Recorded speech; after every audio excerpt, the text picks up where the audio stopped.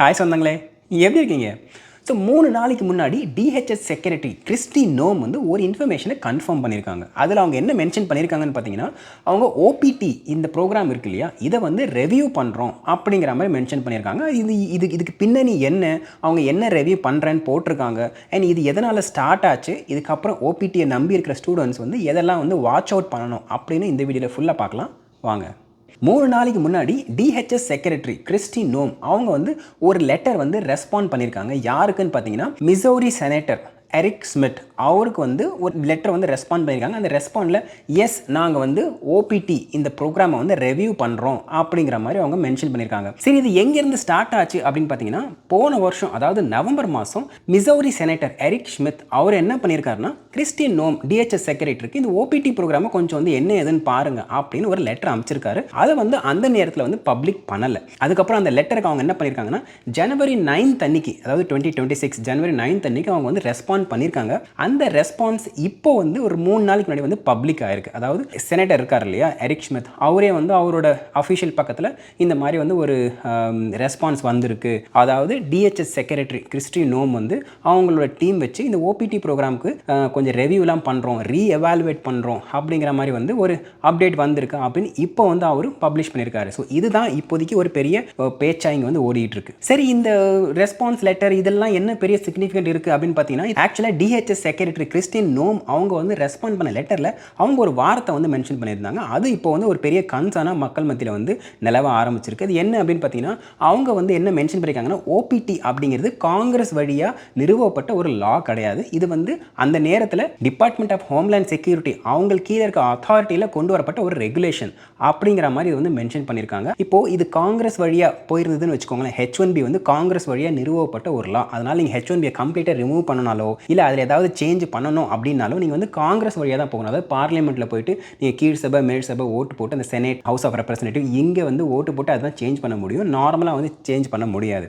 ஆனால் இந்த OPD program வந்து அப்படி வந்த ஒரு லா கிடையாது. இது அந்த நேரத்தில் டிஹெச்எஸ் அவங்களோட அத்தாரிட்டிக்கில் கொண்டு வந்தப்பட்ட ஒரு ரெகுலேஷன். ஸோ அப்படி கொண்டு வரப்பட்ட ரெகுலேஷன் இப்போ இருக்க டிஹெச்எஸ்ஸால் ஈஸியாக வந்து சேஞ்ச் பண்ணவோ இல்லை கேன்சல் பண்ணவோ இல்லை அமெண்ட் பண்ணவோ இல்லை ரூல்ஸை வந்து எலிஜிபிலிட்டி என்ட்ரி கிரைட்டீரியெல்லாம் வந்து ஸ்ட்ரிக்ட் பண்ணவோ அவங்களால ஈஸியாக முடியும்.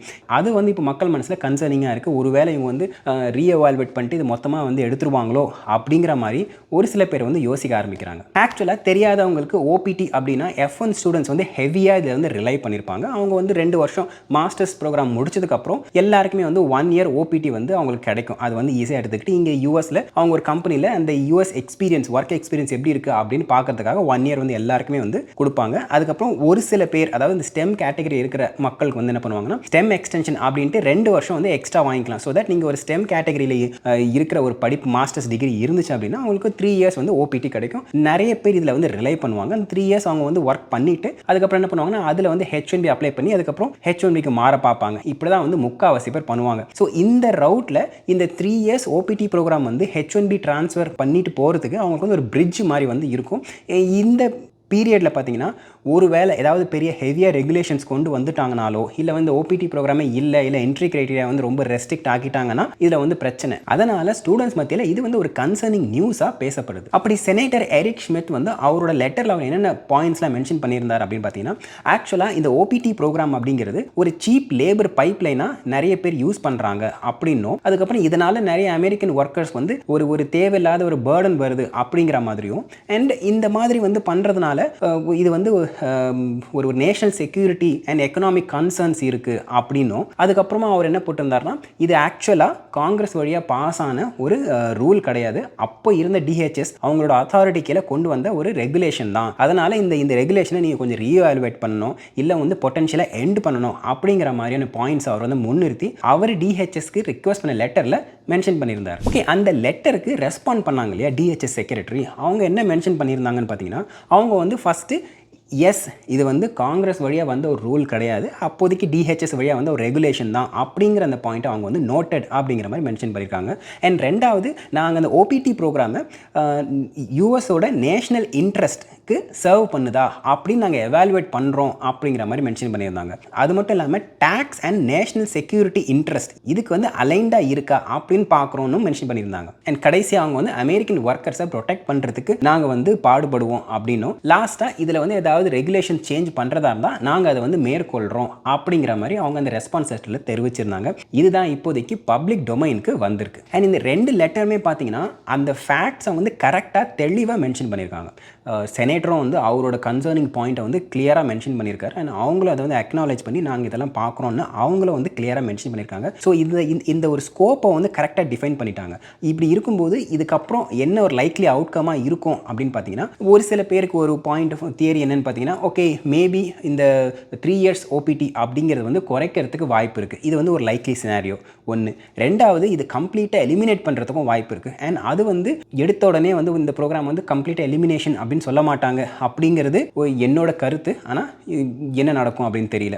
அண்ட் மூணாவது ஏதாவது கொஞ்சம் என்ட்ரி ரெஸ்ட்ரிக்ஷன்ஸோ இல்லை வந்து கொஞ்சம் டைம் லிமிட் சேஞ்சோ இல்லை இன்னும் கொஞ்சம் அடிஷ்னல் ஸ்க்ரூட்டனியோ வந்து இருக்கிறதுக்கு வாய்ப்பு இருக்குது. ஸோ இது 3 அவுட்கமில் என்ன அப்படின்ட்டு அவங்க அந்த ரிவ்யூ பண்ணிவிட்டு அதுக்கப்புறம் ஃபெடரல் ரெஜிஸ்டர் அதை போஸ்ட் பண்ணும்போது தான் தெரியும். ஸோ இப்போது ஸ்டூடெண்ட்ஸ் இதை வந்து கிராஜுவேட் ஆகுறாங்க அப்படின்னா அவங்க சீக்கிரமாக அப்ளை பண்ணி அதை வாங்கி வச்சுக்கிறது நல்லது. ஏன்னா எந்த நேரத்தில் ரூல்ஸ் சேஞ்ச் ஆகும் அப்படின்னு தெரியாது. அண்ட் ஒரு கிளியர் டாக்குமெண்ட்டை மெயின்டைன் பண்ணுறதும் அவசியம். அதே மாதிரி ஒரு பேனிக் ஆக வேண்டாம். பேனிக் ஆகிட்டு ஏதாவது வந்து ஒரு ஃபேக் கன்சல்டன்சிலையோ இல்லை வந்து ஒரு எல்லாமே நான் வந்து ஈஸியாக பண்ணுறேன் அப்படின்ற கன்சல்டன்சியை போயிட்டு மாட்டிக்க வேண்டாம். எல்லாமே கரெக்டாக பிளான் பண்ணி நீங்கள் எம்ப்ளாயரை வந்து கரெக்டாக க்ளீனாக இருக்காங்களான்னு சூஸ் பண்ணி அதுக்கப்புறம் வந்து ஒரு நல்ல டாக்குமெண்ட் ட்ரெயில் வச்சிருக்கிறதுனால இந்த மாதிரி விஷயங்களை கொஞ்சம் ஹேண்டில் பண்ணுறது ஸ்மூத்தாக இருக்கும். ஸோ ஏற்கனவே ஓபிடியில் கரண்ட்டாக இருக்கிறவங்களுக்கு இது வந்து அஃபெக்ட் ஆகக்கூடாது அப்படிங்கிறது என்னோட அசம்ஷன். ஏன்னா ஒரு ரூல் கொண்டு வரும்போது அவங்க திடீர்னு வந்து இன்னிலேருந்து கேன்சல் அப்படின்னு சொல்ல முடியாது. ஏன்னா ஏற்கனவே அவங்க வந்து ப்ராப்பராக வந்து எல்லாமே பண்ணி அந்த ரூல் இருக்கும்போது அவங்க வந்து ஒழுங்காக அதை வந்து பேப்பர்லாம் சப்மிட் பண்ணி அதை வாங்கியிருப்பாங்க. அதனால் அந்த பிரச்சனை வந்து இருக்கக்கூடாது. ஆனால் இதுக்கப்புறம் புதுசாக வர்றவங்களுக்கு வந்து என்ட்ரி